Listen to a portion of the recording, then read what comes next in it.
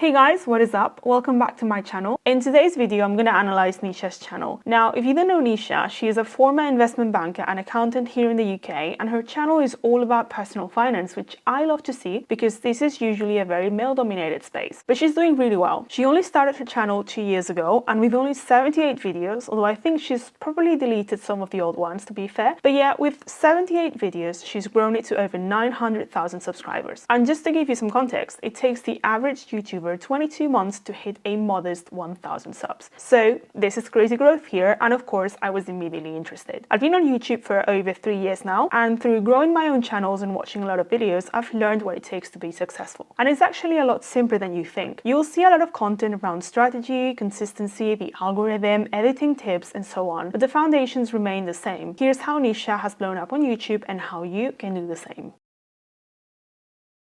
Right, as I said at the beginning, Nischa is a now former, because she recently quit, investment banker with an accountancy qualification. This automatically gives her authority in her chosen niche. Just like you wouldn't trust medical advice from someone who isn't a healthcare professional, you're also less likely to take financial advice from someone who can't prove they know what they're talking about. Your unique combination of knowledge, experiences, and education is one of your unfair advantages, and you should remind your viewers why they can trust you at every opportunity, just like Nischa does. She often highlights this in the titles of her most successful videos with the words accountant explains, and in her intros, as you can see here. Having spent 9 years of my life working in investment banking and 3 years studying accounting, I have seen firsthand the middle class habits that keep people in the rat race. This works really well for her, and other YouTubers in similar positions do similar things. In fact, Nischa's videos about investment banking kickstarted her growth very early on. Her video sharing a day in the life of an investment banker went viral, and she capitalized on this with an investment banking Q&A only a few weeks later. These were the 4th and 6th videos on her channel respectively, and the main reasons behind the huge growth that she experienced here. If you're an expert and you have significant experience in your field, make sure you let everyone know in your titles, thumbnails, and interests before you share your knowledge and experience. This will make people more likely to keep watching and trust what you're saying.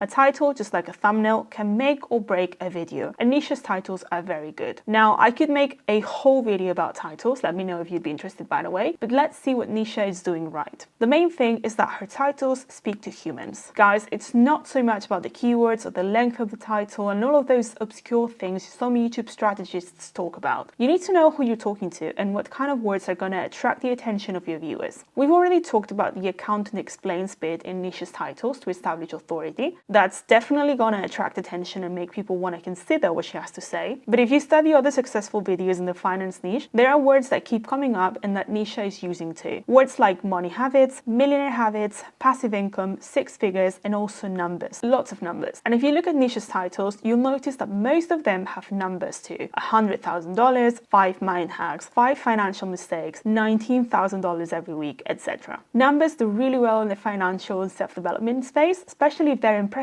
and Nischa knows this. So look at the big players in your niche and notice what's working in their titles. Are there any specific words that keep coming up? Any specific structures that seem to work? Do they use numbers or certain adverbs? Do they write certain words in capitals? The bottom line is you need to do your own research to find what works in your niche. And for any YouTube videos that you watch, also notice what made you click. Was it the title or the thumbnail or the combination of both? Was it a specific word, or is there anything specific that particularly caught your attention? Switch from being a consumer to being a creator and run little experiments with your own videos. This is the best way to find out what works in your niche and with your audience.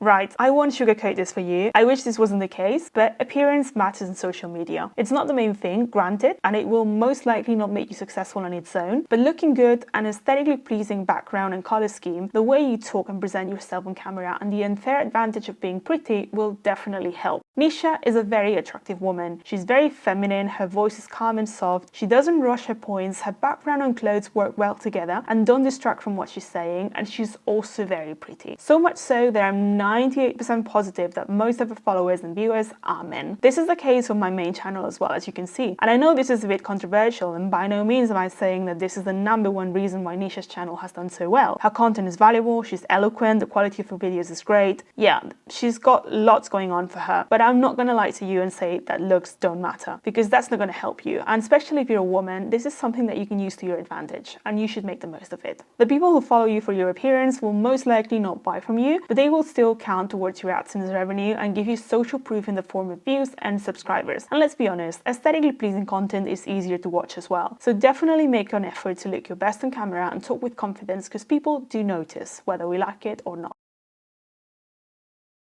Nischa's videos are very easy to follow, even if you're not into or know much about finance. Her content is well structured, she doesn't use complicated terms, she goes straight to the point, and she shares a lot of examples from personal experience or books or other creators, which makes her videos really clear and easy to understand. And then her editing is also very simple. Most of her videos are just her talking to the camera from the same spot, and she'll only use simple graphs or titles to illustrate or emphasize an important point. There's no crazy transitions, bright colors, or elaborate b-roll, and this works really well for her because it keeps her videos professional and purely educational. And this vibe also matches her thumbnails perfectly. The color scheme is the same, very simple, and so are her thumbnails. This is part of her personal brand and what makes her content instantly recognizable in the explore pages of her followers. So those are, in my opinion, the 4 main things that have helped Nischa blow up on YouTube. Let me know if you agree with any of these or if you follow her for different reasons. Thank you so much for watching. Please consider subscribing if you haven't already, and if you like this video, you might enjoy one of my other channel analysis, which I'll link over here. I'll see you there.